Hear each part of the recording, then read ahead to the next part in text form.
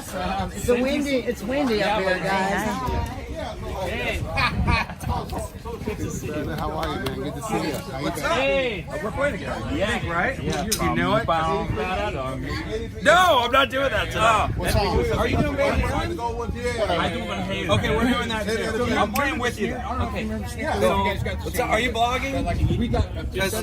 I'm working on my own blog tonight too, so I'm going to be in your blog. Yeah. What's up? We're going to rock it out. I got my lynch over there. Yeah. So, E-tuning. Standard. Yes. That helps. I had it set up and everything. We'll be good. Sorry for being late. The only thing that's missing is a guitar cable. I have Tons of those. Thank you. You are so professional. Ridiculous amounts of guitar cables. Thank you, Pig Hog Cables, by the way. Yes, babe. Freaking hedgehog. Shout out to Pig Hogs, girl.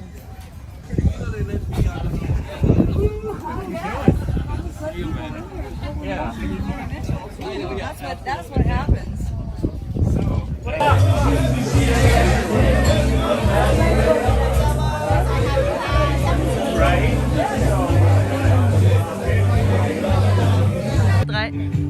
So we are here at the 5th Rooftop Jam setting up. There's George on the drums. He's one of my favorite drummers here. Used to play with Rick Springfield. I mean, yeah, I played with him a couple times. So good. Larry Mitchell, who was part of the Academy of Tone Stream back in Germany, like fall last year. Killer guitar player. And them all. There's a lot of people coming. We are just about to set up. So, and hey, actually, it's t-shirt time. And we have the 21st January, right? 21st, 22nd? 22nd today. Yeah. 22nd of January. Yeah.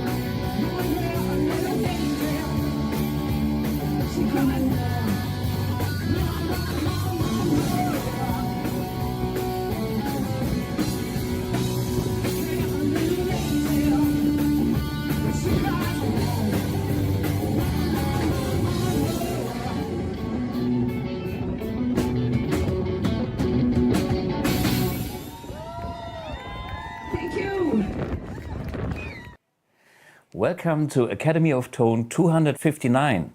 Hey, this episode is all about concerts and collaborations with artists and the things that are gonna happen this year. I'm talking about many things. What we have just seen was the Rooftop Jam, of course, in January in Los Angeles, the day prior to NAMM show. I want to talk a little bit more about this show. Then there was a nice event on the last weekend about Bernd Meiser and a lot of colleagues, some old friends, local friends I have met. And then, of course, maybe that's the most important thing. Next week, I'm on tour with Blug, Grenfeld and Engelin. Which is the Stratosphere album.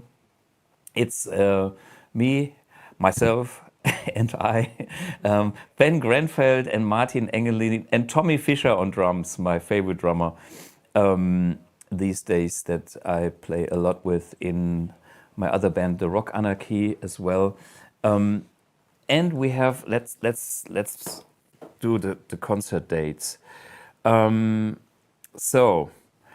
It will start next week, May 14 in Krefeld Jazz Keller. A very, very, very old traditional place, but I played there many, many times. Jazz Keller Krefeld, it's a classic. The day after, which is Thursday, Buena Resa Music Club in Rees. Rees is again Ruhrgebiet. Then we have the Hahn Open Air in Hahn. On the Saturday, I play the Jovel in Münster. Jovel for the Germans is the venue that Steffi Stephan runs. Steffi Stephan is the bass player of Udo Lindenberg.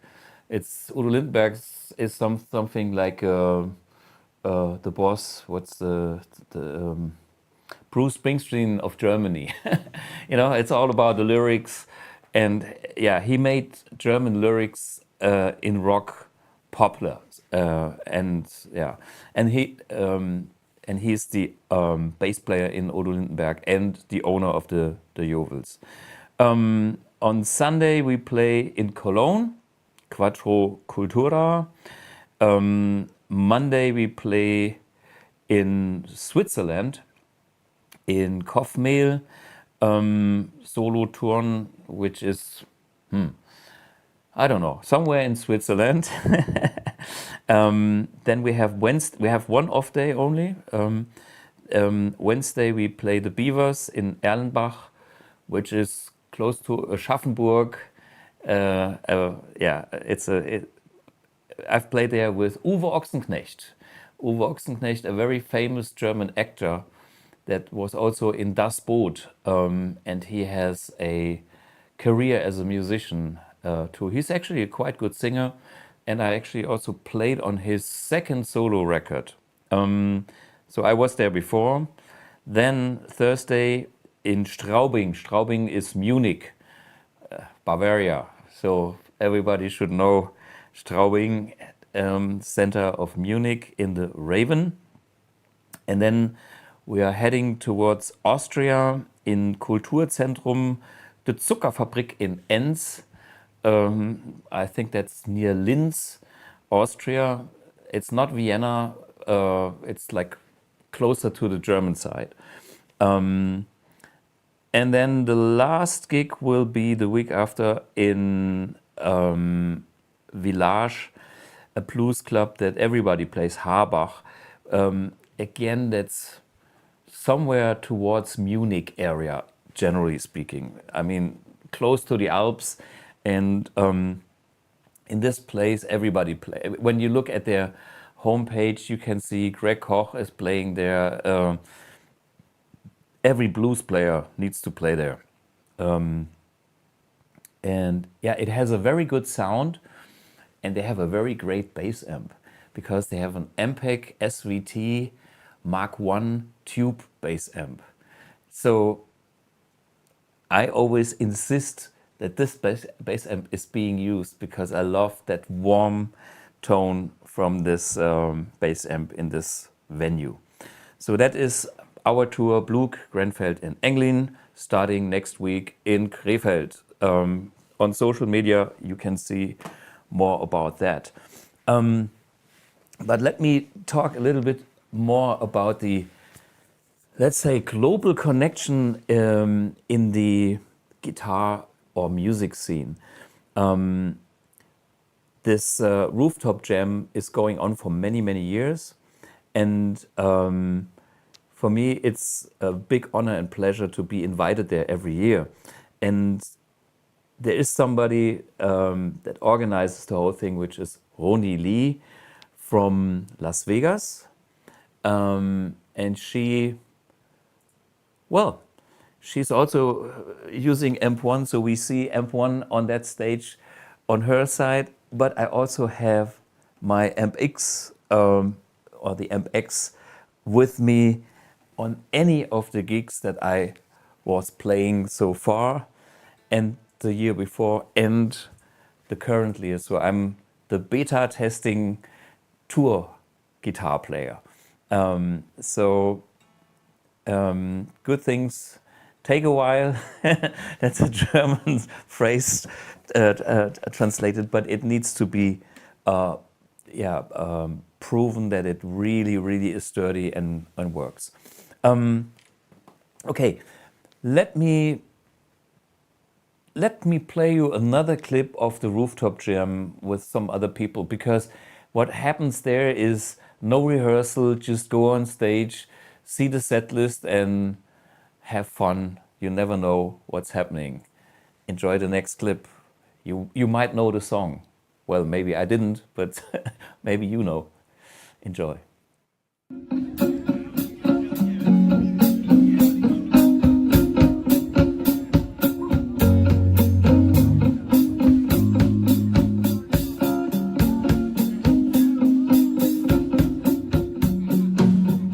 Should have known by the way you parked your car sideways, you said it wouldn't last.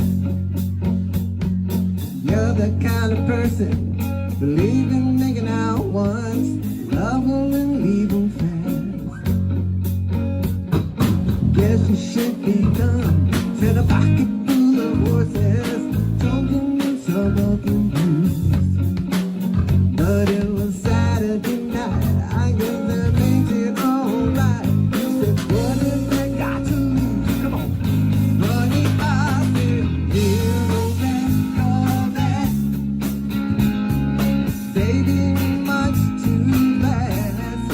Oh, here's no best of that. You need a love that's gonna last.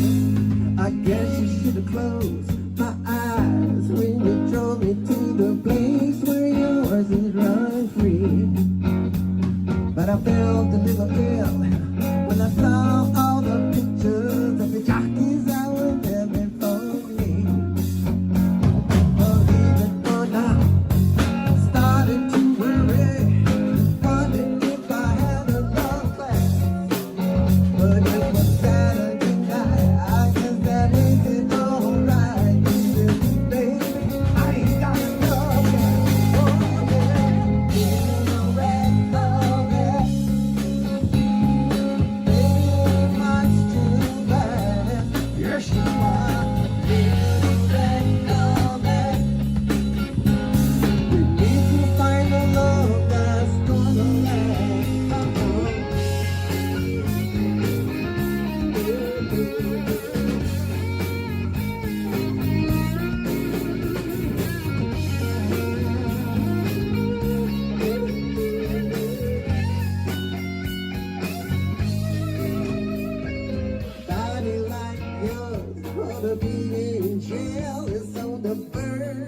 being up soon. Move on, baby. Give me the keys, I'm gonna try to turn your little red drum machine. Bring the rest of that.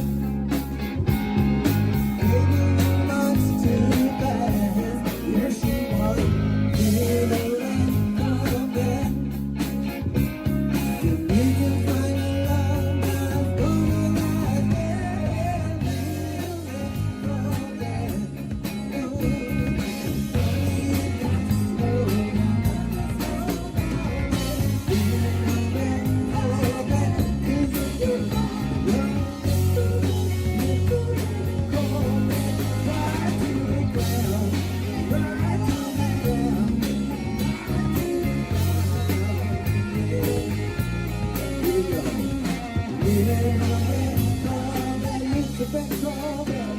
We need to find a love that's gonna last.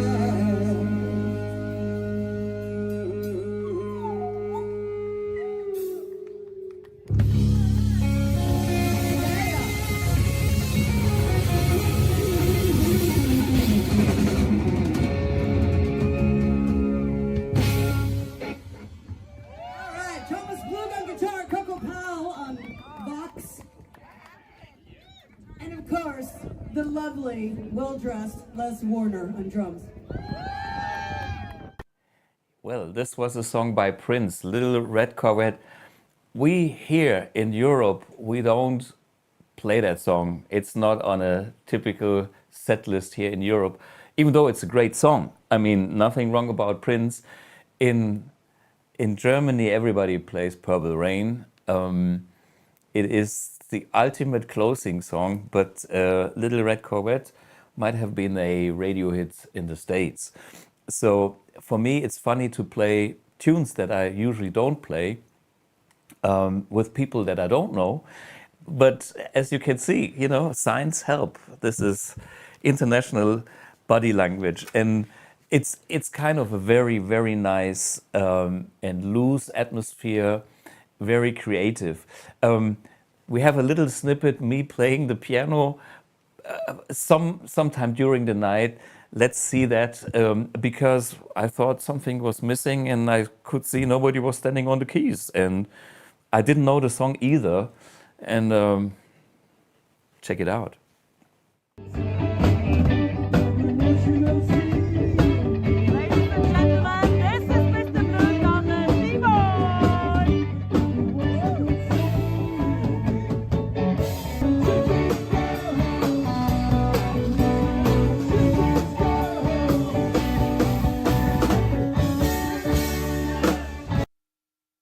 Well, Jesse's Girl, never played it.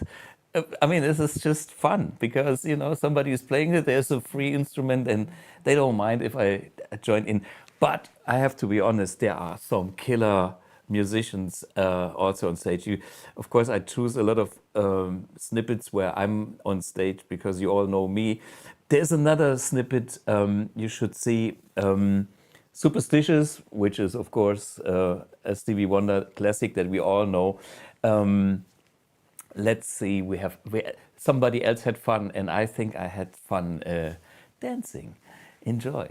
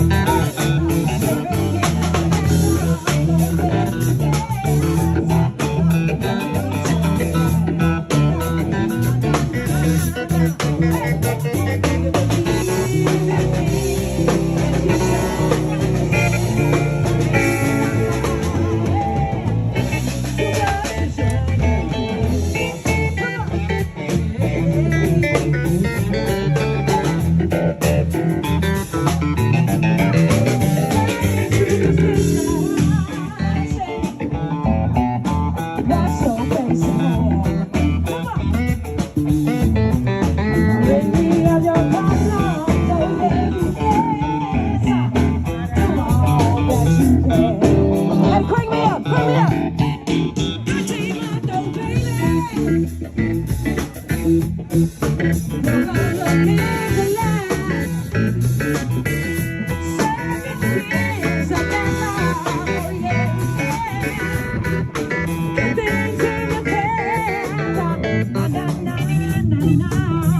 And when you believe in things that you don't understand, you suffer,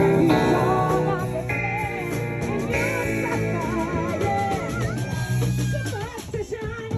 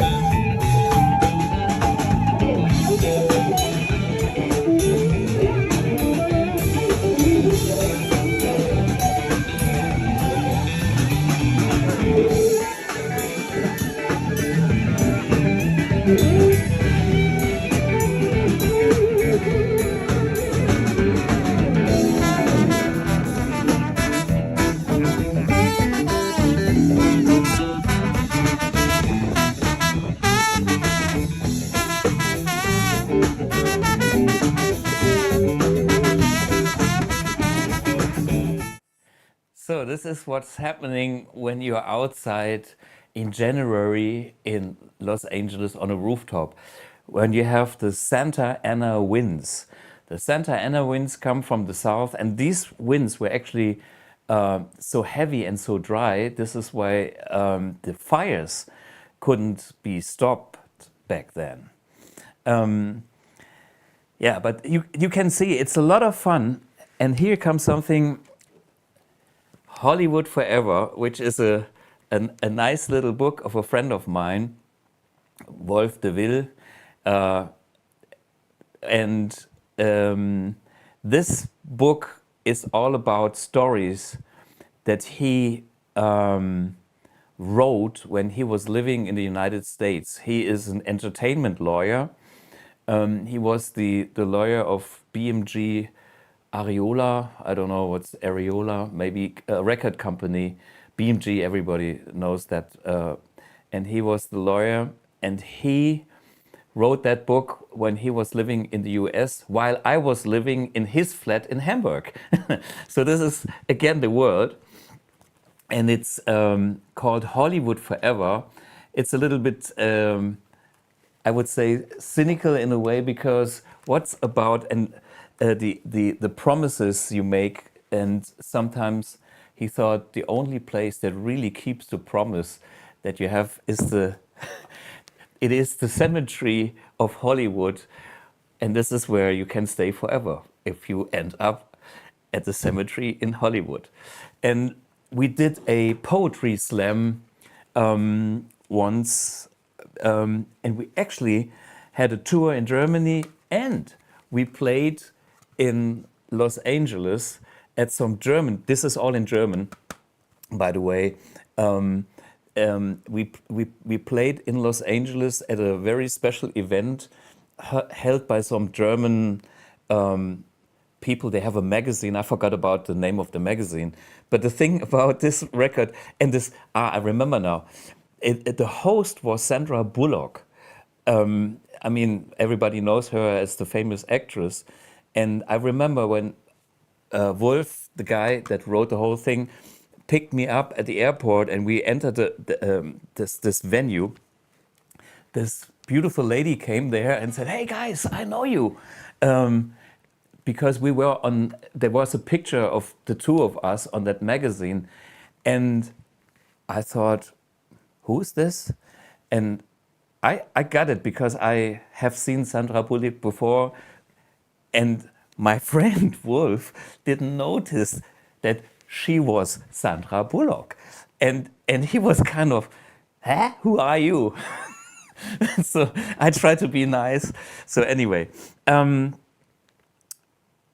okay, good old memories going back to Hollywood forever. If we have some Germans here, and if you want one of these, right? I give you a question. Oh, now I have to come up with a question. What was the first song we played on the Rooftop Jam? And then only for the Germans, I can put it here in the comments. And then if it's correct, I will send you one of these, and you can enjoy a lot of interesting, atmospheric stories with some of my music in the background. I have made an interesting mixture of gangster rap means Stratocaster. Rebel Yell. Okay, Hans, I will. Cool. Send us your address on YouTube at BluGuitar.com. I hope that works. If not, info. Okay, Lucas says marketing. So Hans, please send us your address, marketing at BluGuitar.com, and this one is yours. Okay. Yeah. Okie doke. Yeah, let me give you a little bit more insight into this thing before we move on. But there's so much information and spirit behind the scenes that I want to share with you in this episode, because, you know, I think it's good to know that the people that are doing the music is something that is so much fun to work with, you know. And the lady who organizes the whole thing, her name is Roni Lee. I have done a little interview with her that I wanted to show you now. Yeah, she puts together all these events. And I think I recorded it yesterday, and we were talking. You know, I was just switching on the camera myself, and then we talked, and then she was looking at all my Marshalls. And then we suddenly had a gear conversation, and then in the end we talked about the event and so on. Enjoy the little interview. So just imagine that she has seen the Marshalls and asked me, how many Marshalls do I have? And this is the starting point. Roni Lee. Before I went to Soldano, the original Marshalls, I played them as well. I've had a 100-watt Marshall forever in the 70s and 80s. And everybody that I know that collects Marshalls has the same opinion that you have, is that they all sound completely different. So how can you not grab an amp that sounds different than the other amp that looks the same, but it's not? So I completely get it. But I didn't go down that rabbit hole because, you know, I can just play yours when I come over. Keep it simple. Well, you know, when it comes to guitars, I have my white Strat, which is actually upstairs now because I was gigging on the weekend. But officially, I have a white Strat always with me, and I bring like a replica to the US. I used to travel with the original one back in the days, but you know, for now, it stays safely home. It's been played in Germany, but I'm a one guitar kind of guy, but many amps. I'm the same way. People say the first question is, especially by non-players, one of the first questions is, how many guitars do you have?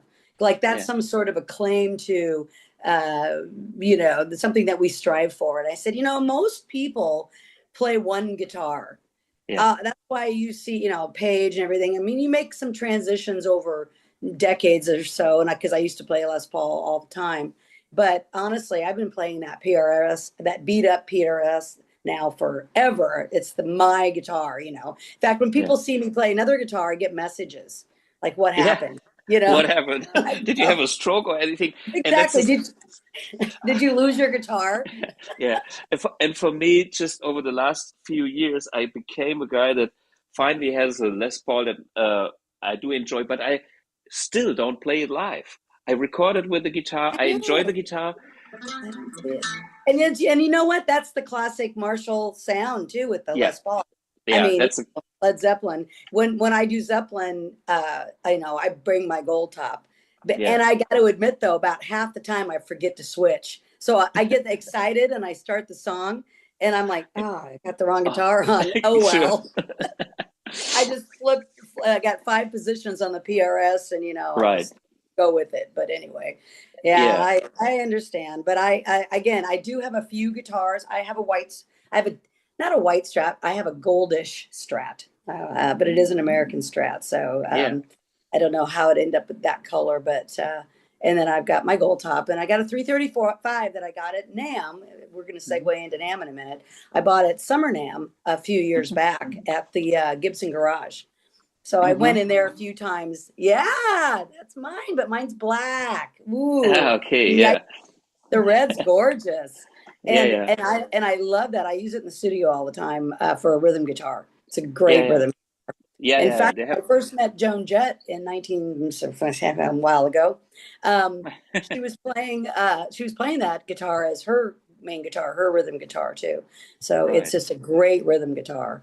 Not a great lead guitar in my opinion for the kind of stuff that I do and you Hmm. do, but obviously a really nice addition to my small collection.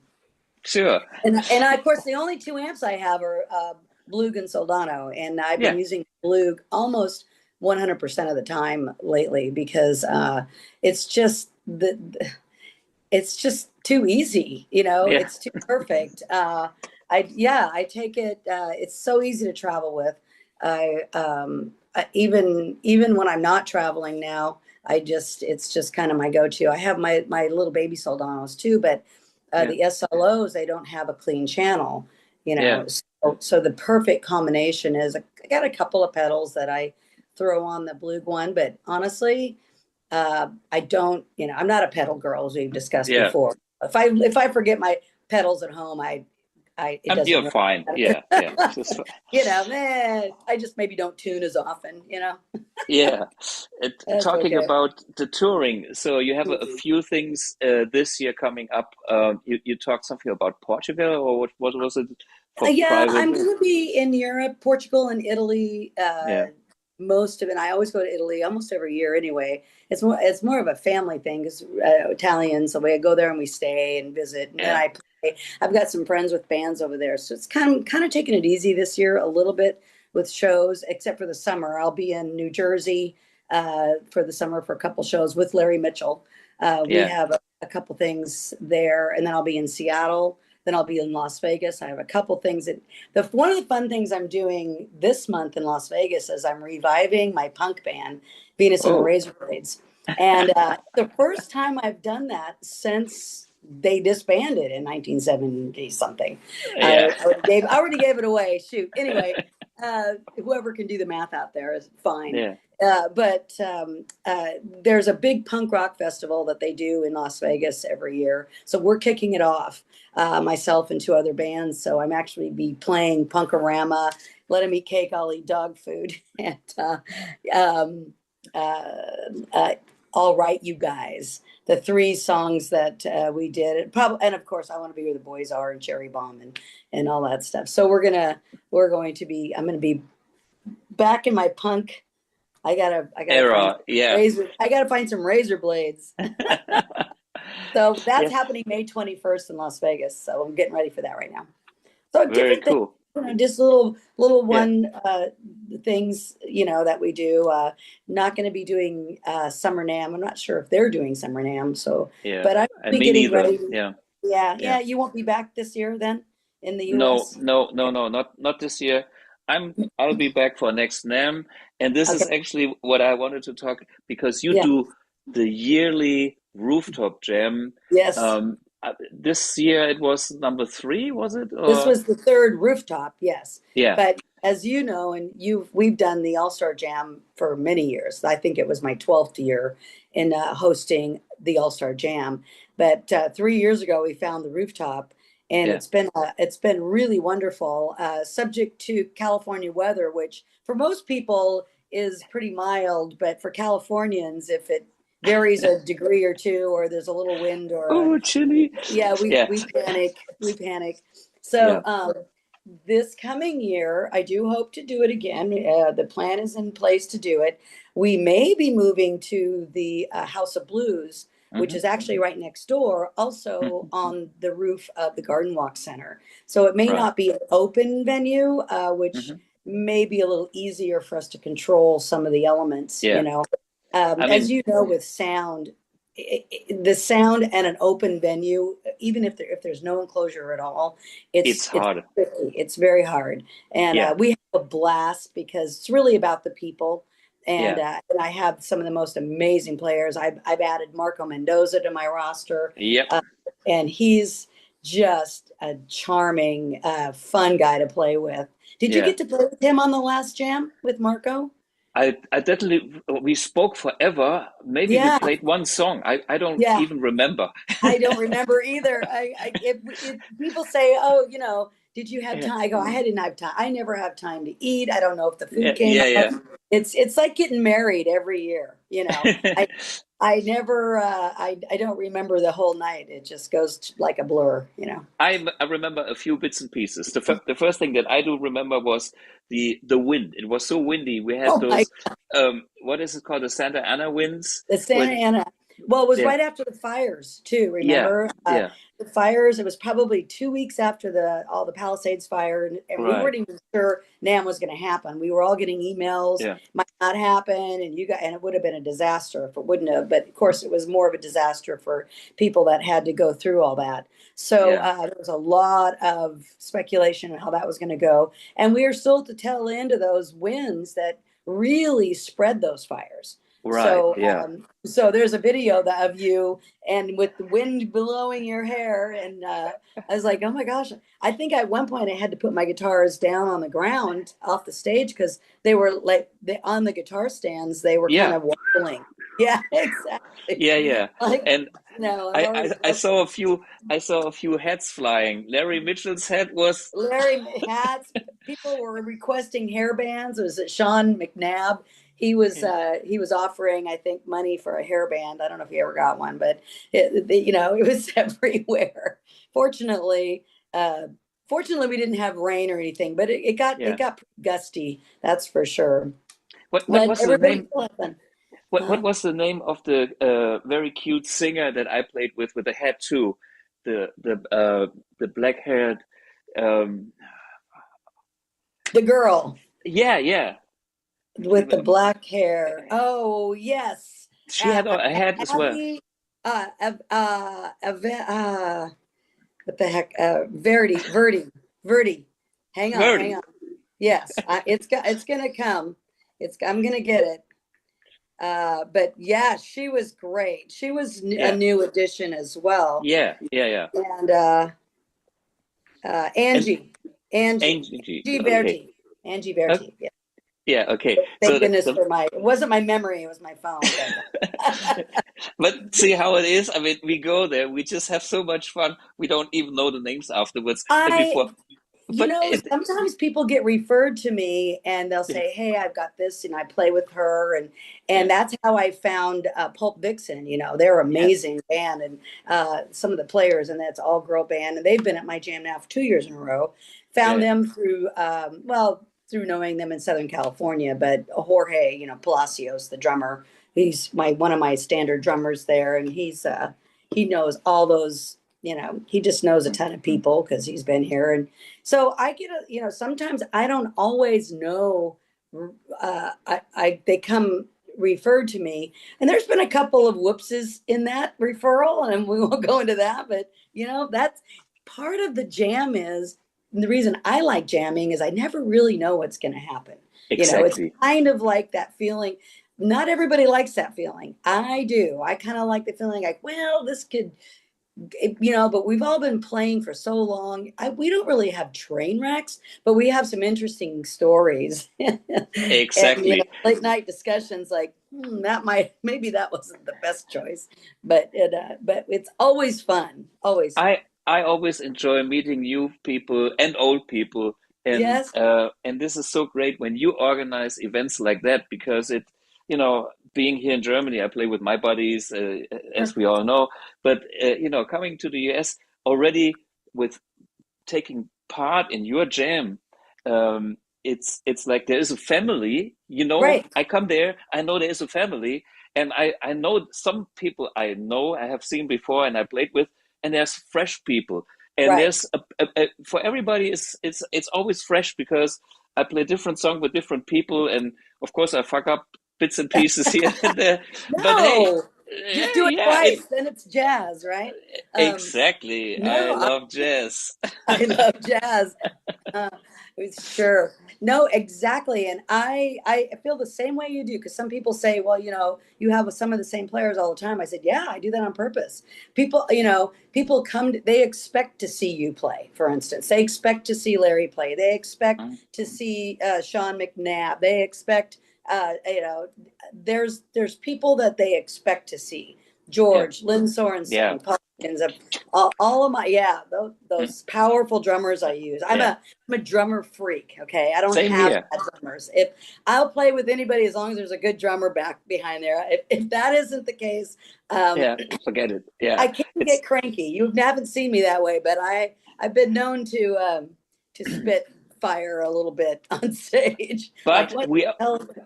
I remember every time I played with you, you had a good drummer. I was Always. always enjoying them.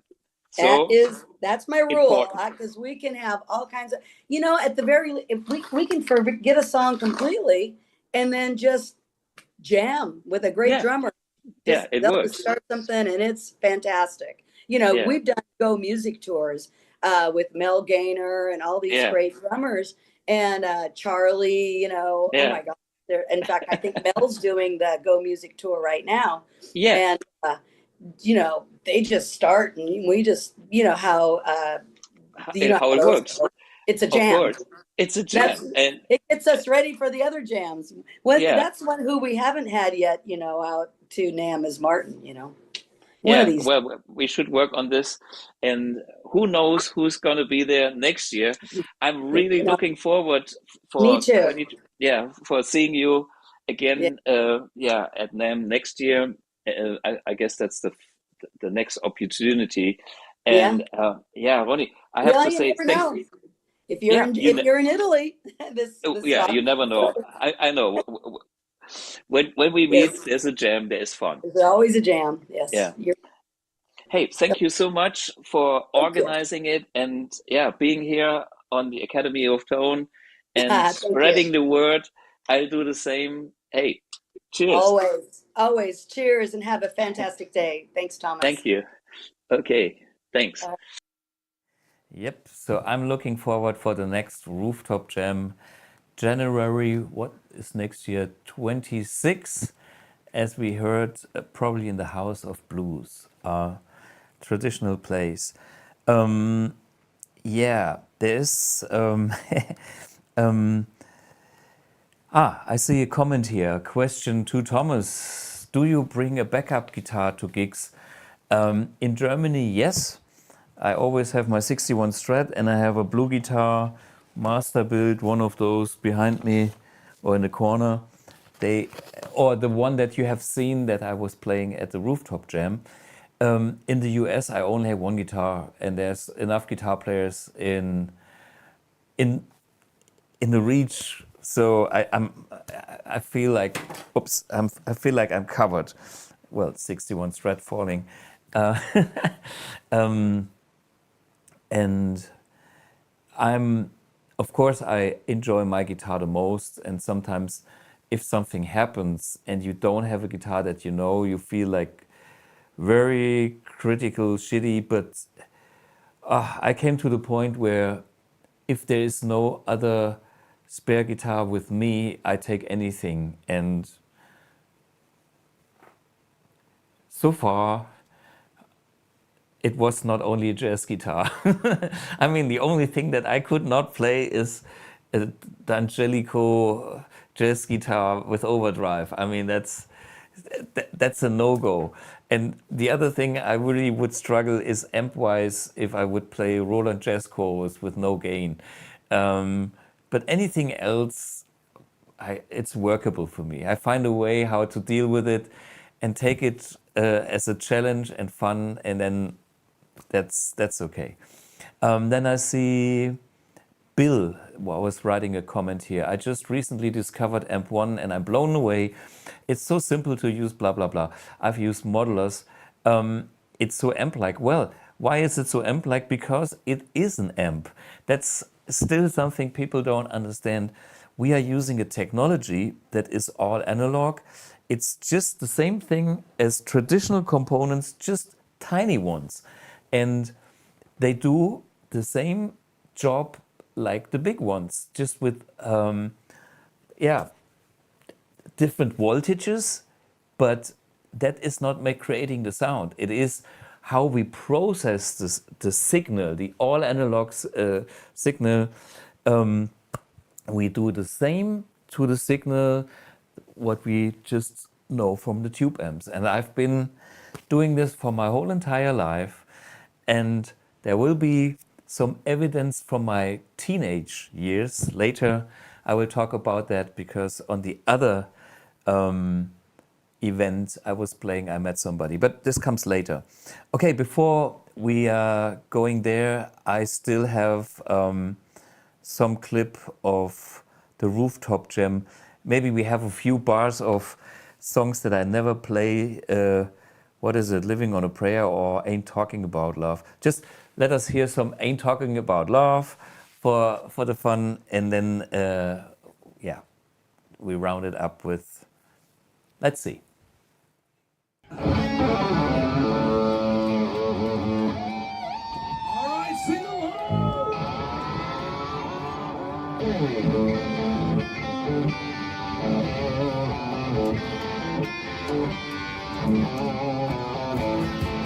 Come on in the back, let's see those hands.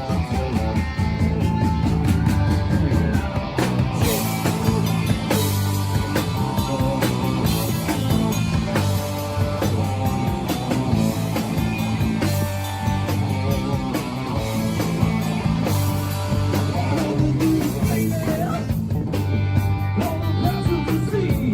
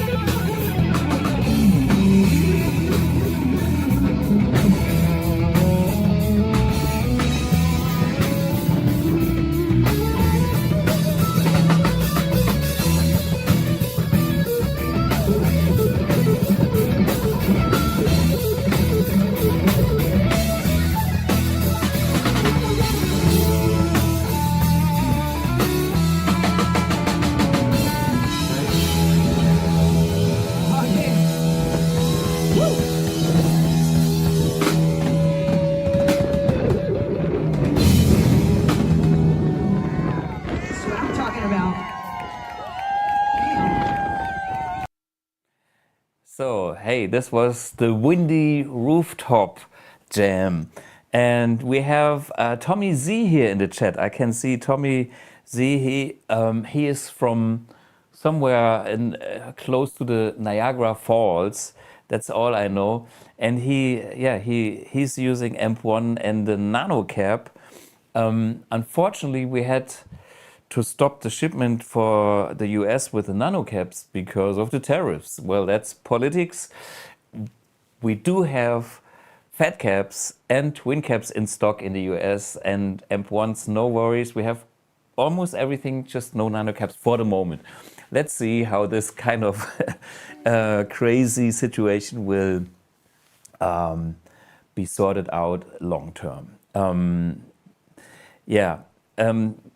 But Tommy, check him out. I always repost his posts on Instagram and sometimes Facebook. He is a killer, absolutely killer blues player, the real deal. And I can't repeat myself enough. He makes the AMP1 just sound like a 64 Fender Super Reverb, which I have here, the one that is reversed on the top here. He sounds so good, so bluesy. Every time I hear him play, he's got the tone, man. I'm a fan. Okay, what's going on in the chat as well here? AMP1 with Fat Cap and Blue Box since years and happy. Yeah, that's also my combination. And the moment vintage channel with Control 1, zero gain. Yeah, that's something here. Just listening to this and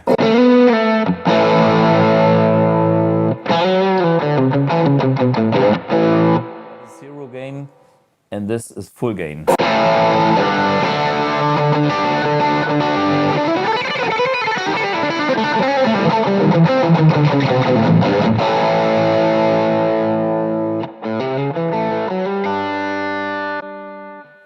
But also the vintage channel.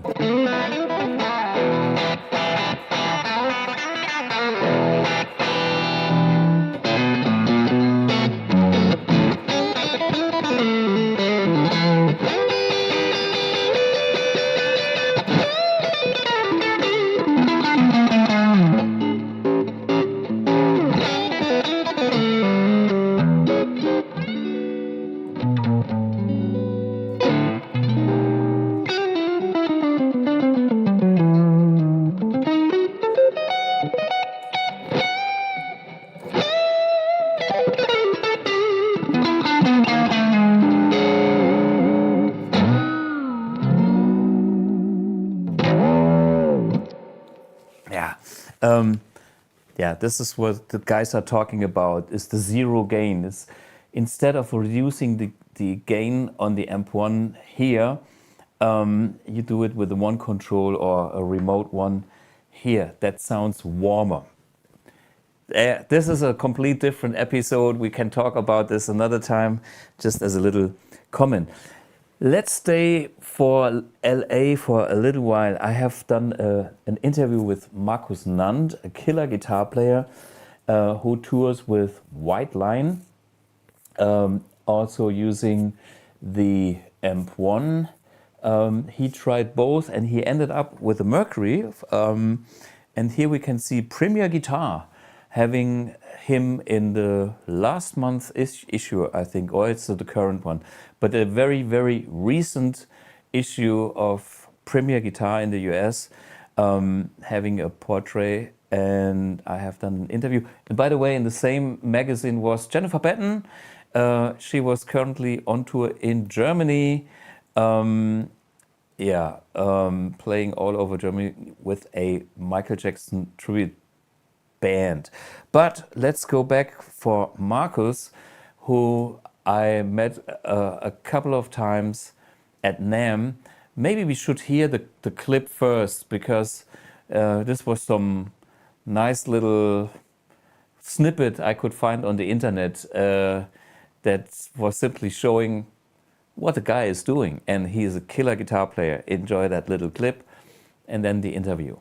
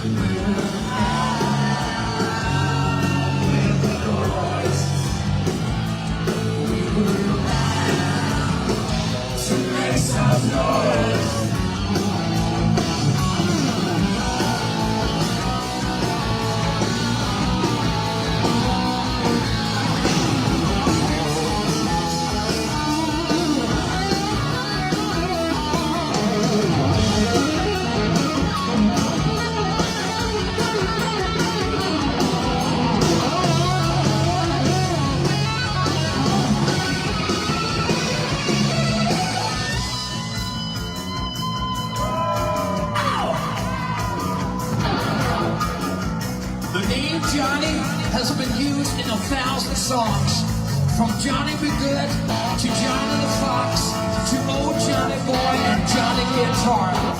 It is just a... Yeah, I mean, the intonation of the audience is so, I would say. Her, but hey, that's fun. Yeah, let's watch that little interview I have done with him at our NAMM booth. Yeah, cheers. So hey, ladies and gentlemen, this is Marcus Nand. He is an LA-based guitar player, and he is using the AMP-1. So how did you hear about the AMP-1? Okay, well, interesting. I play with my Tramp's White Lion. Yeah, White Lion. We all know the band. Yes. I heard it through a mutual friend, Tommy Dimitrioff. He's a tour manager for the Dead Daisies. Yeah. And I just did some shows with them. Right. And we were talking about travel and gear and the challenges, and we were going to go to Australia now and the Philippines. And he said, you got to try out the AMP-1. Yeah. So that's when I was in touch with you, and you kindly, sorted it out to get me one. And now you are on the Mercury edition. Yes, I'm on the Mercury edition. But you found out that maybe the Iridium edition is also tempting. It's very tempting. I think I can get exactly what I need out of the Mercury. No problem. I just heard somebody playing through it, and I think the voicing might work a little bit better for our style with the tighter low end on the Iridium. Yeah. But it's not like I'm lacking anything on the other one. Yeah. It's just, I know, the grass is always greener, right? Yeah. So, yeah. But I'm really excited about it. I mean, we basically are in a position where everything fits in a carry-on bag, in a suitcase. We get a 4x12 Marshall cabinet. By the way, Mike Tramp is also using one on the tour, as you know. Yeah. And I'm taking one for Tommy. He bought one from you, and I'm taking one for him. Okay, too many AMP-1 players in this world now. Yeah, so I think it's a real game changer. I think it really is. It gets loud as you could possibly need it to get. Yeah. And it's very customizable, which you find your tone. You can find your tone. I'm not a huge tweaker. Yeah. But if you want to do that, you can go there. You can absolutely find whatever you need. Yeah. Very excited about using it. We rehearsed 5 days with it, and everybody commented on how sounds killer. Great it sounds. I said, no, it's in the fingers, mate. Of course. I mean, the tone. I always say the tone starts in your head because you have a vision of the tone. It does start in your head. head. It transfers with your fingers into the strings, the guitar, and the amp. Yes. It's the whole signal part. It is. Yeah. And it comes out of the speaker the way. But if something in the middle is lacking, maybe your fingers, you have to compensate it with a good amp. Yes, you do. Or if you have it in the fingers, like Jeff Beck, you can play any amp. Right. Unfortunately, I'm not one of those. But, and the other thing about it is, obviously, I come from playing, we've been playing the digital amps, right? We've been doing modelers, which is very convenient. But you know that unpredictability you get with a nice loud tube amp. You get nuanced unpredictability. Yeah. And that's what I'm getting. It's like it's ahead, basically. So. Yeah. And I think that suits the music. Oh, absolutely. Yeah. Hey, thanks so much. And we will see in the end if you are a Mercury or Iridium guy or both. Yeah, it could be both. I'll tell you what I am very excited about, though, is the MX. Yeah, I'm very, very much looking forward to that. Yeah, well, I have to finish it so that I'm definitely sure that I gave everything to make everybody happy because I believe I can. Yeah, and now is the time, and therefore a little patience, and then we are talking. Nice. Okay, thanks, Marcus. Thank you. Cheers. Yeah, okay. Yeah, Marcus Nand and MX. Everybody waiting on this one. It's worth the wait. Trust me, I'm in the business for 3-4 decades, and the next part will actually get me back into my youth. This was last Saturday in Neunkirchen, Saarland, Stummsche Reithalle, the tribute concert for Bernd Meiser. Bernd Meiser, the technician behind these pedals and the website Treble Booster. He is an expert on tone. He analyzed every year of Ritchie Blackmore's tone, and he built a booster according to Ritchie's tone, 100% correct. and trust me, I know I'm a big Blackmore fan. He has made so many different of these pedals, and starting with all the different eras, the Hornby Skews treble booster, then his Iowa tape machine, and then all the incarnations of Blackmore he knew very, very well. And Bernd was also here on the Academy of Tone, and we had a concert with a lot of local players, talking behind the scenes about what we all had in common with Bernd Meiser, and we also had fun playing together, and we had some old stories coming back. And one of those stories was kind of interesting, but hey, maybe let's watch a little clip of the stage and the gear talk when I came to the venue and we all showed our little treble boosters that we all played on stage. Welcome to Bernd Meiser's memorial concert. This is his famous logo, and there's a bunch of guitar players all using his fantastic pedals. And yeah, of course, I brought one of mine, which is the RPA, one of the famous Blackmore sounds.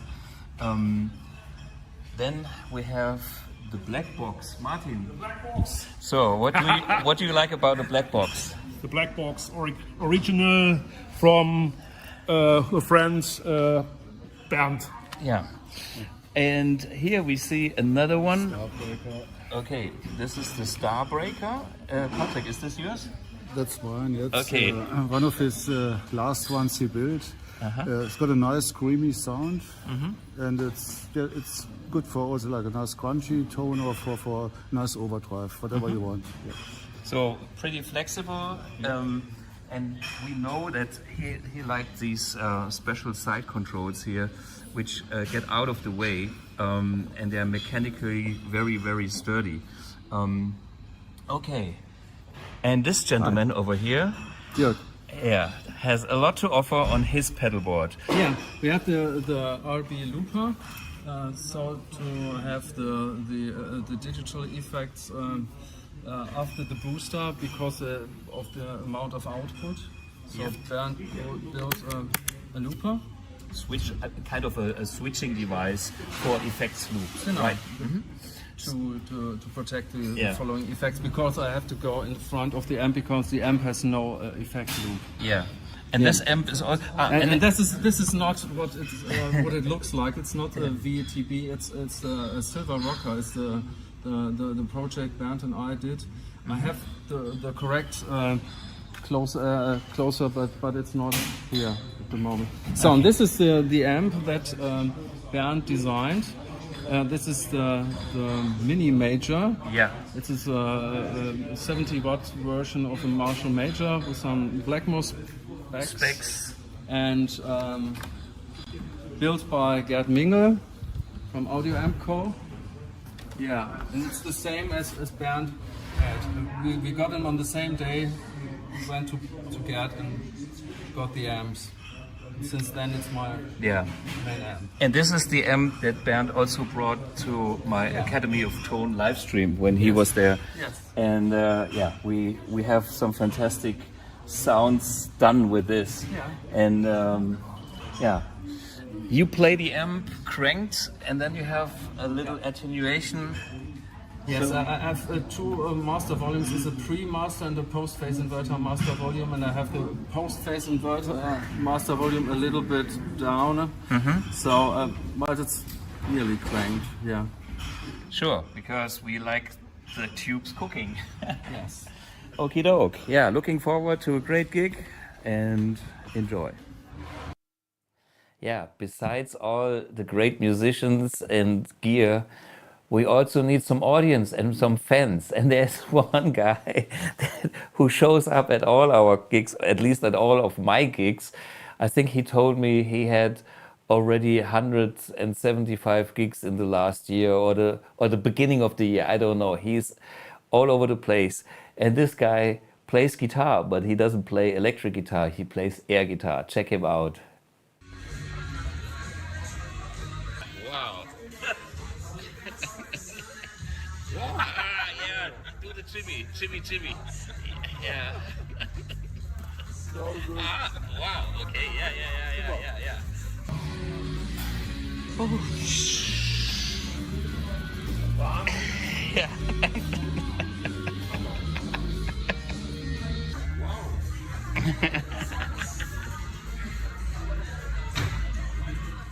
Yeah, what a character. So everywhere where I play here in the circle of whatever 100 kilometers, I see him. He is always there. Big fan. And it's fun. It's fun because he's part of the scene. Yeah, I have done a little interview with the guy who organized the whole event, Patrick Neu. And Patrick actually is a great graphic designer. He has done this cover. So, wait a minute, where can we, here. This is the cover, or here's the cover. And yeah, then he also has done the Blug Centrics cover. So that's Patrick style, and he is a decent guitar player. And the funny thing is, we met on the other side of the planet in Sydney, Australia. But check out our private story, which was something not normal. Yeah, Patrick Neu, Patrick New, Patrick Neu. Thomas Blug. Yeah, there is a little history of the two of us. It goes back like 15 years, maybe? It's a bit more. A bit more. Even 20 years. Yeah. Patrick is from Saarland, but we actually met the first time in Sydney, Australia. That's right, yes. There's a long history because my ex-girlfriend and Patrick, and so somehow we were introduced. In the band together. Yeah. See, this is the thing. And I remember one very exceptional evening we had at your place with an Italian roommate. Was it a roommate? Mario, yes. Mario Valentini. Unfortunately, he's passed away also 2 years ago. Yeah. But this was a lot of fun with Mario. I remember we were sitting. What was the part of Sydney? Newtown. It was Newtown. Yeah. And very nice apartment, and I think there was a little balcony with a little view. Was this one? No, that was in Abbotsford. Abbotsford? Right next to the river. See? Next to the Parramatta River. Yes. I remember that one. That was a little haven. Yeah. See? Okay. And we had a very nice party at your place, and there was a lot of drinks going on. And this was the day when I was still touching alcohol, which I still do, but only this much. But we had some fun, and at the end of the night, Patrick was singing German chanties, sailor songs. Sailor songs. Yes. Hans Albers. Hans Albers. Okay. Always when the sun comes up, sunrise in the morning, you need to listen to Hans Albers. So this was a ritual, and then, from what I remember, I don't know if it's correct, we crashed for a while, then the sun got me up again, like in 12 or 1 p.m., like early midday, and then we decided to get rid of our hangover, and we did a jog along the river, like 40 degrees Celsius or whatever, Sydney, sweating like a pig. And he was a tough guy, I remember, like, yeah. And then, after this, we met so many years over there. Yeah. Oh, it's been always good. And New Year's, once we've been in the boat underneath the harbour bridge. See? That was also quite amazing. Great memories. Right in the middle of the fireworks. Yeah, yes. See? And and Sand Beach, and I mean, amazing. New Year's with sunshine, so different for us here. Yeah. And tonight we do that fantastic concert. Yes, looking forward to it. Yeah. Cheers. Cheers. Yeah, there are some stories from my past, but part of life and part of fun. Okay, and the other nice meeting on this event was Bernd Meiser, who is a session guitar player, studio guy, who played a lot for Frank Farian, and he also was running a studio, and we knew of each other but never had time to really talk. So that night we had a long very long conversation about the different studios we were working in back in the 90s and things. This is a full episode on its own, like in the Farian studio with the dog that was always a bobtail, you know, with like the hair over the eyes, and when you hear something knocking bong, it was Gustav the dog, and the next moment Funny the cat was walking across the mixing console and changing the mix, of course, meow,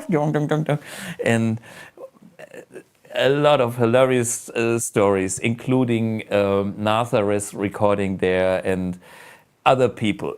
Anyway, that's another episode, but it was fun to meet Bernd Meiser. And it was a very special event for me to meet with Gerhard Lang. Gerhard Lang, I took a few lessons when I was a young boy of 14 probably, and Gerhard was the best in the area. He was the best rock guitar player of the Saarland when we are going back into late 80s or whenever this was, and it was so cool to see him again. Same guitar, his Squier Strat GV series with real gray bottom pickups, and his Fender Performer 1000 amp that he played for the last 35 years, and we were talking about the good old days and things like that. And he came to the point that he remembered me having modified a Marshall head, that it's still here. It's actually in this room now, just on the other side. Maybe we can show it, I don't know. Wait a minute. Lucas. So, this amp, can we see it? Okay, and this amp here, I had modified in my teens, and he has told me that he has actually a VHS cassette with this amp being used with his band X-Ray. So I hope he can find it. So yeah. I would love to hear that amp again, because I modded it again after I borrowed it to Gerhard, and so it has a completely different sound now. And now looking back, I was stupid changing my mod, because this was high gain on a Marshall, but very specific. I remember I had a tube, a special tube with a higher amplification rate, and you know.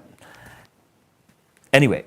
I will try to get this recording, and yeah. On the other hand, we enjoyed some jamming on stage together.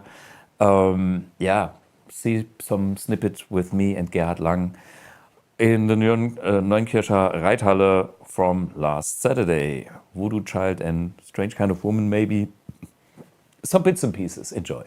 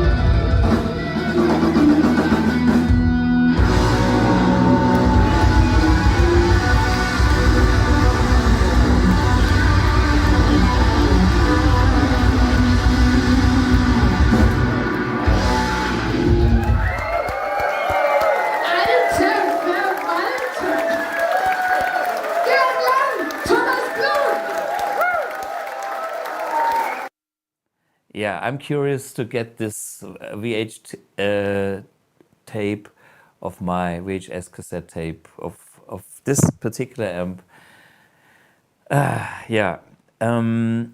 There is something else coming up this weekend, which is the Guitar Empire. Another event here in the area where, of course, I'm invited to join with some other Saarland guitar hero people. Lukas Schüssler, killer blues player and singer, who also was here in the Academy of Tone. We share the same amp when it comes to Fender amps. He has also a 1964 Blackface Super Reverb that he's using all the time. And Eddie Gimler is a local guy, Ivo Müller. I have done a short interview with the organizer. Check it out, Jürgen Gräber. Ladies and gentlemen, we have Jürgen Gräber here. He is the organizer of a new event. It's called the Guitar Empire. Yes. Yeah, and this is a local show for vintage instruments, amplifiers, guitar, pedals, and amps. Yeah, maybe you can explain a little bit about this show. It's the first ever, and it's a local show here in the Saarland, close to Saarbrücken in Großrossel. Yes. What is the name of the hall? The hall is the Rosseltalhalle. Rosseltalhalle, okay. And this is on Saturday this week, which is the 10th of May, with a concert. A lot of my local colleagues are playing there. I did play with the bass player Stefan Engelmann on last Saturday. We have Elmar Federkeil on drums. Yes. Yeah. So and then a newcomer, a young boy, but yeah, fine. Lukas Schüssler. Lukas Schüssler is one of the finest blues players we have here in the area and even in Germany. Yeah. So Lukas is a great singer, and he's also a great guitar player. He was also here, and we had a very interesting discussion about his 1964 Super Reverb Fender amp, which I have exactly from the same year on top of this one, without the cabinet. The cabinet is in the office. Okay. Okay, and one is Ivo Müller. Ivo. Okay. Ivo. I have never played with him. No? No. I mean, I'm local and I have not played with everybody. Yes, Ivo. Ich spreche Deutsch. Okay, ja. Ja? So, wer ist noch dabei? Who else is joining in? Ivo Müller. Ja. Ivo Müller ist ein ganz charmanter und auch sehr ambitionierter Gitarrist in der gesamten Region hier. Er ist sehr bekannt und für mich ein famoser Stylist. Stylist in welcher? In Jazz, in Rock, in Blues. Er spielt alle Genres eigentlich ganz formidabel, und ich liebe seine Art zu spielen. Okay, so he loves Ivo Müller's style and playing from jazz to rock to anything. I will check it out on Saturday. Yeah. So who else is on the bill? Wer kommt noch? Eddie Gimler? Eddie Gimler? Yeah. Eddie Gimler? Yeah, I know Eddie Gimler. He's I think from Saarlouis, right?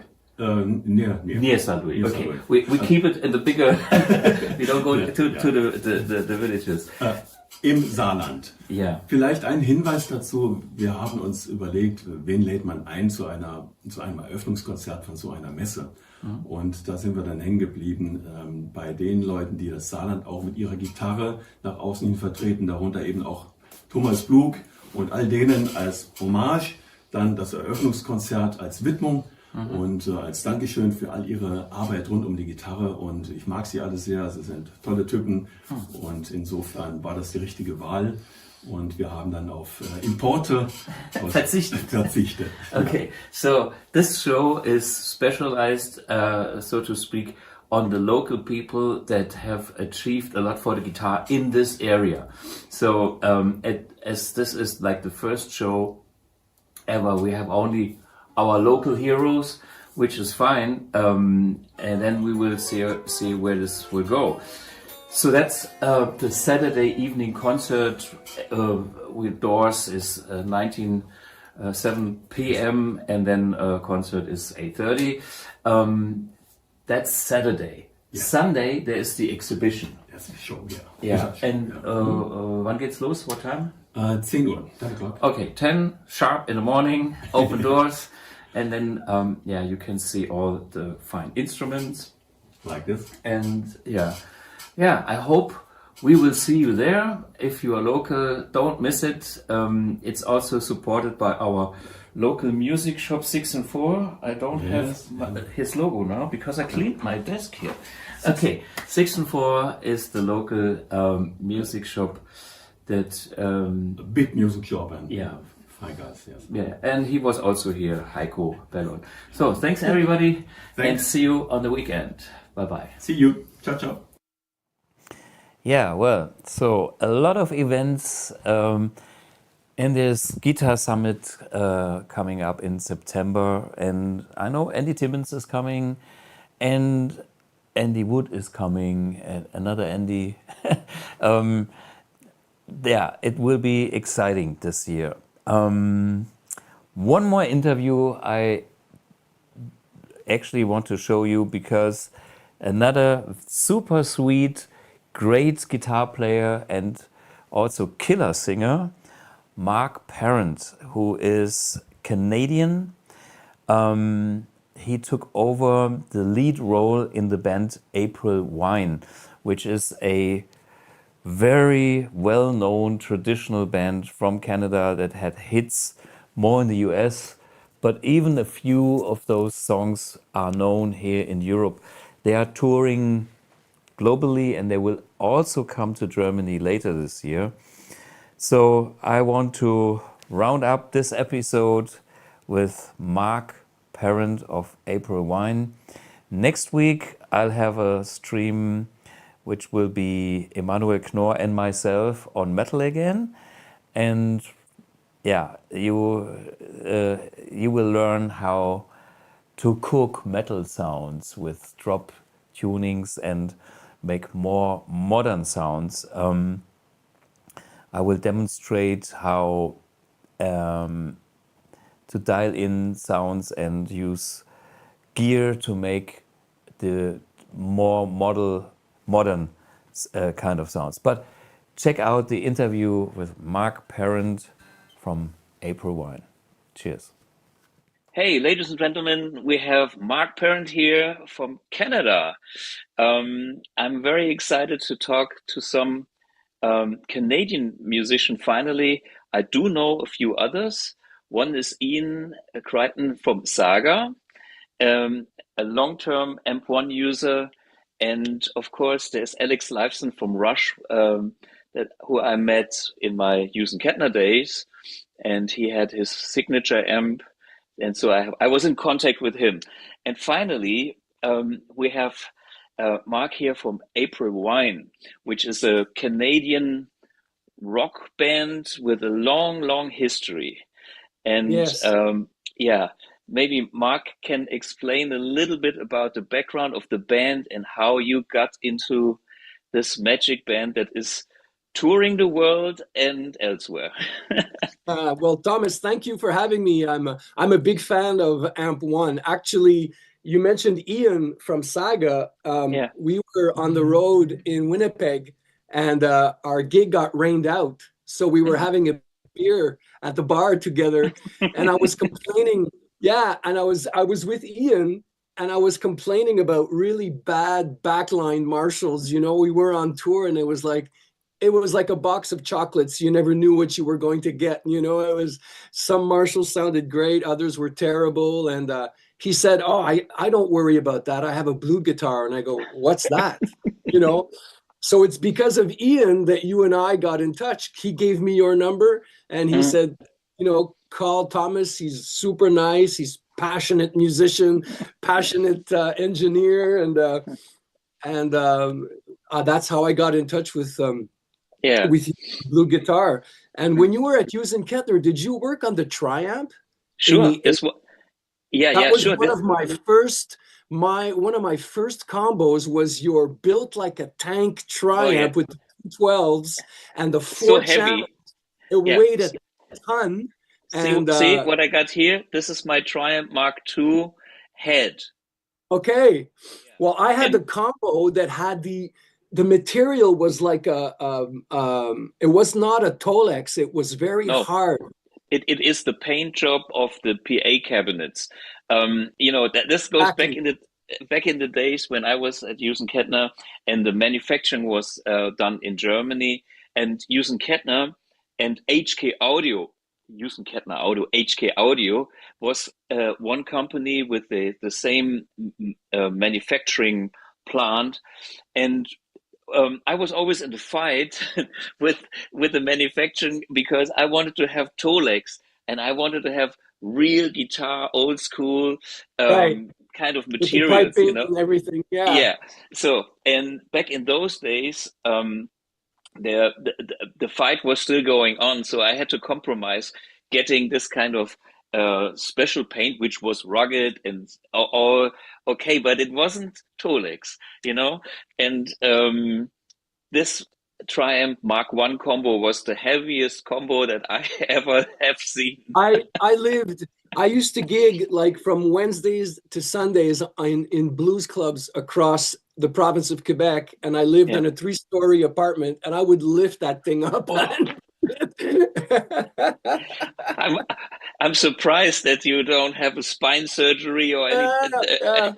Well, if you're young enough, then you I still was build young up muscles. in the early Yeah. 90s. I was young, and just it was all about, you know, having that great sound, and that amp was amazing. Every sound guy I worked with was like, "What is that?" You know, because it had a Redbox DI in the back of the amp, so they were ahead of the curve to DI to front of house. Exactly. Yeah. It was built into the amp, so. Yeah. I don't remember what I did with it. It's funny, huh? I must have sold it, but Of course, as things go by. we're always selling to buy gear, you know. So Yeah. I should have kept it. It would be worth a fortune today. Yeah, I mean it's still a good amp, and I kept one of each generation because I have been with Hughes and Kettner for 27 years, so I've been there nearly from the day one. This was before the Alex Lifeson model. This was the first Triumph, the first generation. Yeah, absolutely. Yeah, and Alex joined the Hughes and Kettner team with the Mark II, and then he wanted to have his signature model. And I tell you what the secret is to his signature. It was the standard model, which is exactly how I designed it and voiced it. He just wanted to have a specially measured pair of or quartet of output power tubes. He wanted to have a certain biasing power amp, and that was everything special. The rest was just cosmetics. They were running 6L6s, I believe. Yeah, they had both versions. There was this EL34 and the 6L6 version. If I'm not wrong, Alex wanted even the 34s. But hey, this is decades ago. I have to look it up in the book. Yeah. My problem is, you know, over time I start to forget certain things. But I have kept very good memories about Alex. He took me backstage in Stuttgart, Germany, Schleierhalle, and I have watched the whole Rush show like really close. Canadian legend, you know, Rush. I mean, they're like legendary. You know, I hope I meet him one day. You know, now that I've been in April Wine for a few years, I'm meeting all these wonderful Canadian musicians. You know, Tom Cochran I met in an elevator. Ian Crichton from Saiga, we had a beer together, and he said, "You got to get a BluGuitar. You know, you won't have any problems anymore." And it was fantastic. My first pedal board. Once I got in touch with you, first generation of pedal boards I had for April Wine was all analog pedals, you know, like an old Boss Chorus, an MXR flanger, and the Halo delay from Keeley. I had the BluGuitar speaker out to some 412s, and it was fantastic. It just did the job, and I didn't have to worry about backline anymore. Sure. You know, what got complicated was airline travel, and every day I would open up my pedal board case and my pedals were ripped apart. You know, they were, and I was using good 3M dual lock, you know, good solid. Cool. Yeah. Very particular about my pedal boards. You know, I tried to build them as bulletproof as possible. I couldn't be, you know, I couldn't compete with Air Canada. You know, they would beat the shit out of those pedals, man. Or sometimes it was security going into the United States. Yeah, yeah. They have a little piece of paper saying we went through your pedal board, and it was you could tell because everything was unplugged. The pedals were all over the place, and anyway. So but I shouldn't complain. I mean, I got lucky, and I'm playing in April Wine, you know. So I'm a very lucky guy. So from what you told me is like you are going on tour in Europe and Germany. I'm leaving later today, actually. Leaving today for Victoria. We have a Canadian tour with Bachman Turner Overdrive, BTO, which is a big Canadian band. Also with the Headpins, we're doing 22 dates in 30 days across Canada. And then we just got back from England with Uriah Heep, and Taiketo, who were fantastic, who are big in Germany because we're going back in October to Germany and Switzerland, and I'm just thinking about Bachman Turner Overdrive, you know.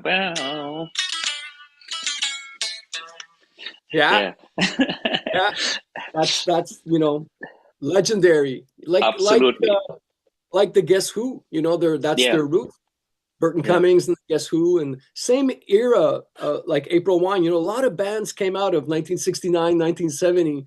You know, they came out of that era, and like I was saying, you know, I got the gig because Miles Goodwin, the lead singer and main creative writer for April Wine, his health issues were, you know, he was a type 2 diabetic. He's 50 years on the road, 50 years of, you know, the rock and roll lifestyle.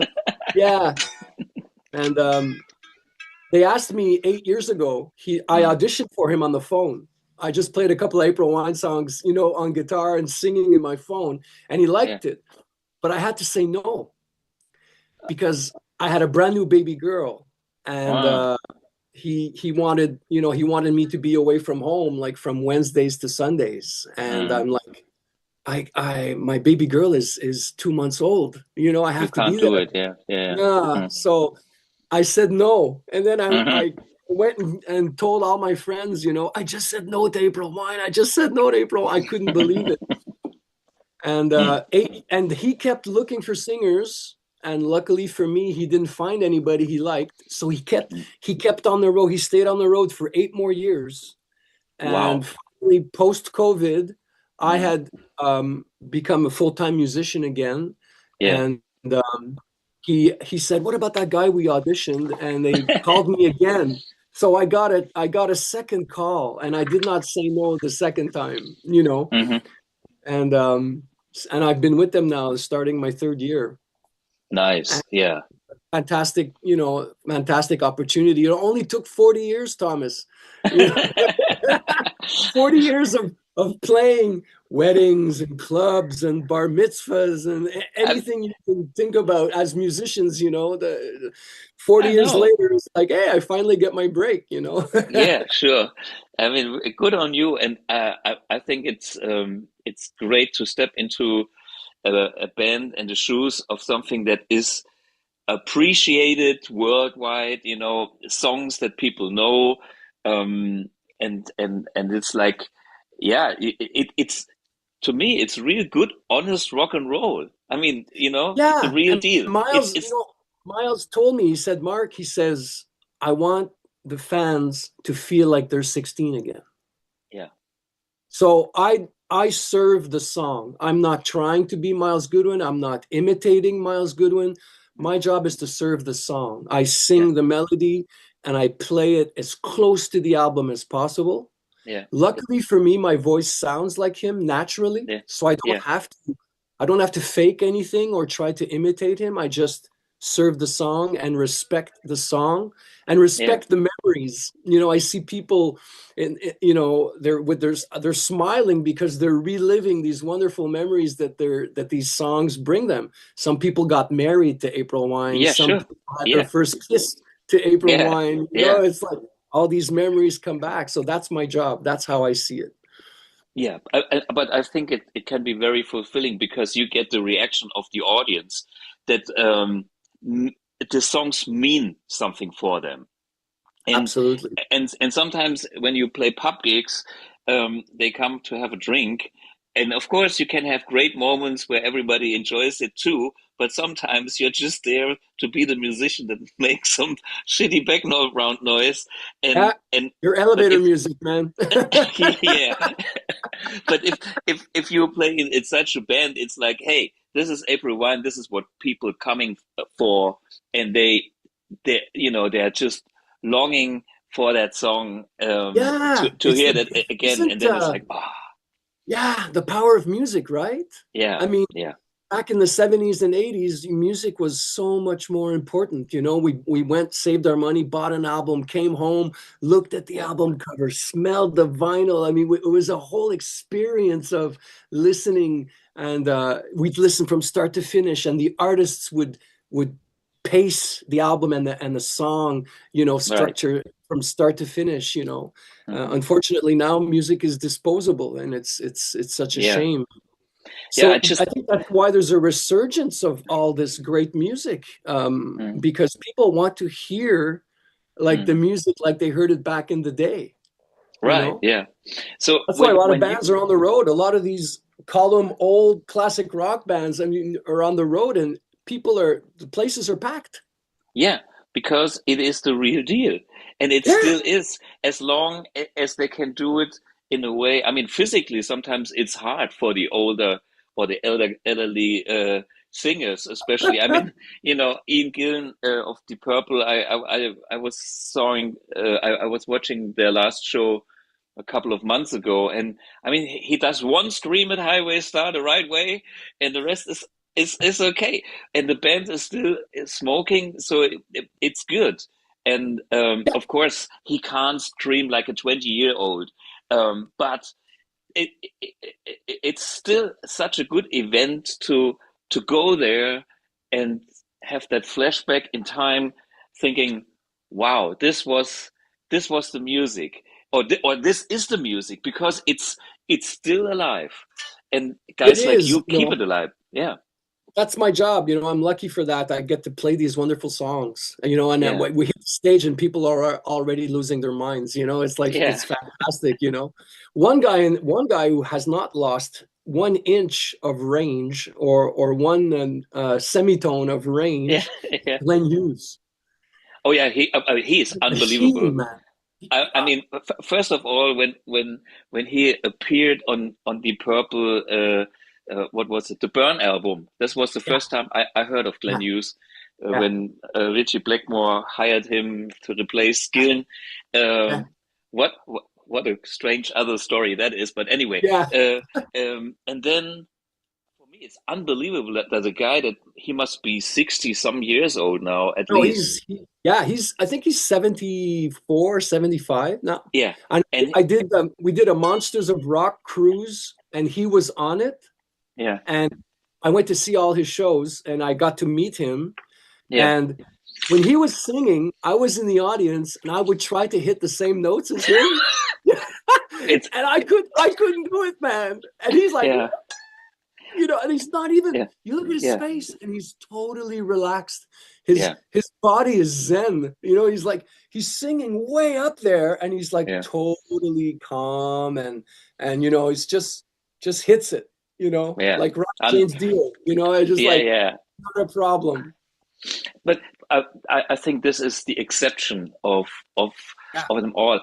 I know of 2 singers here in Germany that have a almost unlimited range. I don't know how they do it. I was checking one singer out. He was winning one of those TV shows like whatever, American Idol. We have German, The Voice of Germany or something like that.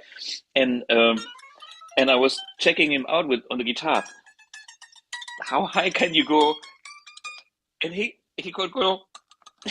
Got a 24 fret range. Yeah, it's like unbelievable. I don't know how he does it, but he's capable of doing it without any efforts. But I think this is a super exceptional talent and maybe physics. Yeah, some people are dropped on the wrong planet, you know. Yeah. They're from another planet, or they should be on another planet. They were probably born in a different atmosphere of helium. Yeah. Or something, and going back to April Wine and your tour. So you're coming to Germany later this year? In October with Uriah Heep. Okay. We're doing 4 or 5 shows in Germany, Switzerland, and La Pologne, Poland. Poland, yeah. Uriah Heep, if I'm not wrong, is who is now the? Wait a minute, I have to check something. In Uriah Heep, I believe there's a Canadian connection. There's a Canadian connection in Uriah Heep. Wait a minute, isn't there Mick Box playing? He's still playing. He's fantastic. He's 74. I tell you something, because he also plays AMP1. I'm in contact with him. Well, Bernie, the singer, who replaced the original singer like 30 years ago, is from Victoria. Okay, there's a connection. Canadian connection. I'm landing in Victoria, and I'm leaving for Victoria later today. And Bernie's going to come to the show tomorrow. So he was such a sweet guy. And Nick was like, he's playing, and he's doing all this stuff, you know. And he's just great. Very, very cool. Yeah, very good band too. Killer drummer, killer bass player. I mean, very sweet guys. So that was a very fun tour. We got to play the Palladium in London and all these Birmingham. I got to sit on Black Sabbath's the Black Sabbath bridge in Birmingham, and just wonderful, wonderful stuff. You know. Yeah. One question back to AMP1 is, which channel is your favorite? Are you? I mean, I love the vintage. I love the vintage. Oh yeah, with a boost, you know. Yeah. And the cleans take pedals very, very well, like surprising. That AMP1 to me was a revelation, you know. The micro tube and I couldn't at first. I was skeptical, you know. I was like, I want to hear this, you know. I want to hear. And then when I saw the box, I said, oh, I've seen YouTube videos of AMP1, and for some reason, to tell you how much guitar players are snobs, the look of it didn't appeal to me for some reason, and I passed. I passed the video. Sure, it's a total normal reaction. But for me it was like and I just went to something that maybe attracted my eye more, you know. But once I found out about the unit, it became very beautiful. Once the unit sounded as good as it sounded, the whole thing becomes very beautiful. I mean, you just ordered another one. I don't know how many you have by now, but it's like 3. Okay, the only guy on the planet who has more, besides me in the warehouse, is Uli John Roth from the Scorpions. He bought 5. Well, Brian Greenway, one of the guitar players and singer for April Wine, who's been there since 1977, our first 2, we both were running AMP1s, you know, with pedals. And then because they were taking such a beating on the road, we had to go to Fractals, because Fractal was easy. Everything's in one box. There's less of a chance of cables ripping out and AC cables ripping out. And so I can't wait for the X, because the reason we use Fractal is because the overdrive and the effects are all in the same box. So Yeah, I know understand. you're working your ass off, you know, on this thing. Sure. Once I get the X, yeah. you know, the fractal might go out the window, Yeah. and then I'll have my box that I need where I've got my effects and my tones in one place. Yeah. And it'll be bulletproof. Yeah. You know? I mean, this is what every professional guy is looking for these days, which is totally understandable because you switch it on and it works and you know exactly what you're getting. And it's front of house is happy. He never has a surprise. Exactly. And that's I'm playing with my prototype for the last year and you know this third month now myself, and it's unbelievable. It's such a different feeling because it's like there's no stress for nothing anymore. Just plug in, switch on, and I enjoy my real cabinet on stage and make some noise. Are you going to give us XLR out to front of house? Of course. Out to speaker on sure. On stage? Yeah. Fantastic. Yeah. That's what I want. You know, it is exactly what you. Can you give me left to right XLR out? Yes. Oh, I love Thomas. I love you. It is exactly what we all want. I totally agree. And I'm living in this world already. But I have to tell everybody to be patient because the groundbreaking new technology here is that I want to be able to reproduce any sound that I know from my amps here or from future amps that I want. And my platform is analog, which means anything that I don't have fixed now, I will regret in the future because there might be limitations. And that's why I'm a perfectionist now, and it's worth the wait. You will, I know because I'm already living in this world, and it's like, fuck. It's like you said at the beginning, you can't believe it's true. It's even, you know, when you look at amp one, you look at the box and you think, all I know so far is boxes that do effects or are modeling devices or anything like that, but not real amplifiers. And but I thought of the what is practical for a touring musician. You know, fly rigs is as small, as lightweight, as compact as possible because that's our reality. And therefore, amp one is only 1.2 kilograms, reduced to the max. Will the only limitation, if I have to complain about amp one, is the switching. You know, you're limiting me to 2 channels instead of the 4, and you're teasing me with 4 that sound good, but I can't. I always have to get the extra foot switch if I want to access them. Will it give me access to everything that's there? Yeah, sure. Any knob can be put on the internal foot switches. There is an extension foot switch for extra 6 switches, and then you have so many options with that. You also have like 2 presets on one foot switch. So there is like the first one that you hit, and if you hit the button a second time, you will have kind of a B one. It's like you're clean, like and then you're clean chorus. Yeah, like a push and a hold. Yeah, stuff like that. You know, that's because I use it myself. I build all these products for myself. Well, I'm thinking of getting the with this next amp one that I just ordered. I'm thinking of maybe getting the foot switch with it because I never have enough tones. You know, I'm a typical guitar player. Well, what if I could use this one? Oh, with the boost, it sounds so good. You know, so then it's like. I'm thinking of maybe getting the foot switch that comes with it. It's always about real estate. The board that I'm building now is going to be I have a once a month club gig in Montreal, and it's my sound laboratory. So what I do every month, I go play with my blues band there, and I try tones. I try modelers, I try amps, I try amp one, I'm always experimenting.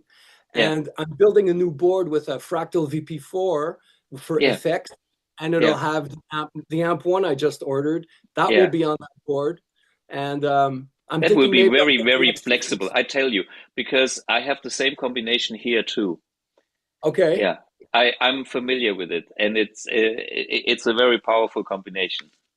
I think so. In the effects loop, it'll be fantastic. Yeah, and you need the MIDI adapter to make the MIDI switching, so you can have all the VP4 switches, and you assign the amp1 channels and boosts via MIDI learn to your VP4 patches. So your controller will control, while it's controlling the amp1, it'll also switch the VP4. No, I would do it differently. The VP4 controls amp1. Okay, so you plug your I need a MIDI foot switcher, or I can use your foot switcher? No, you can use the VP4 as the foot switches. Oh, I see. But there's only 4 switches on the VP4. Yeah, okay, that's the problem on the VP4.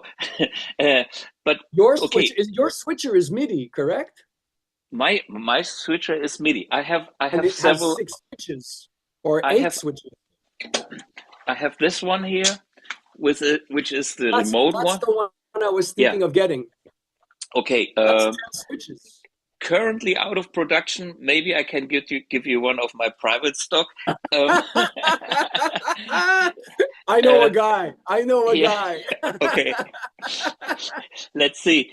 The other option is once you have a MIDI device like the VP4, you use those switches and you combine the MIDI out of the VP4 with the MIDI 1 adapter, and then have the amp1 switch towards your patches on the VP4. That's another option. There's so many options. I know. It's crazy. Isn't it a wonderful era right now that we're living in for gear? I mean, it's incredible. Everything is there. Everything sounds great. Nothing sounds bad anymore. You know, it takes anybody who's spent a bit of time listening to frequencies and has hands, that's been playing guitar for a few years. You can make great sounds with little gear now.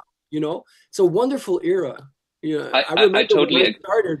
I had a little Big Muff and a Boss CE2, and that was it. Yeah, tough, and maybe a Roland Jazz Chorus, and no tube amp. I had a stage 120 was a transistor amplifier with a clipping knob. It just sounded so bad. It was so bad. Yeah. And a Hondo guitar with washers between the neck and the body, and rock and roll. Now guitars are great for not a lot of money. Amplifiers have effects built in. I mean, it's a fantastic era that we're witnessing right now. Yeah, I totally agree. And trust me, Amp X is probably the pinnacle, at least of what I have been doing, and that goes back a long way. With my past at Hughes and Kettner and all the stuff that I have been doing. Oh yeah. So, hey, I hope I can see you guys on the tour when you come to Germany later this year. And you're on my list anytime you want. Yeah, bring a friend, and would love to shake your hand. I would love to meet you. Yeah, same here. And hey, Mark, so nice talking to you. Thanks for joining in. And I hope I will see you very soon. I'm on the list for X. I'm on that list. I don't know where the list is, but I'm there. Okay. And if you know a guy for your foot switch, I know a guy who's interested. Okay. Take care. Cheers. Okay. Thank you, Thomas. We'll see you soon with April Wine in Germany.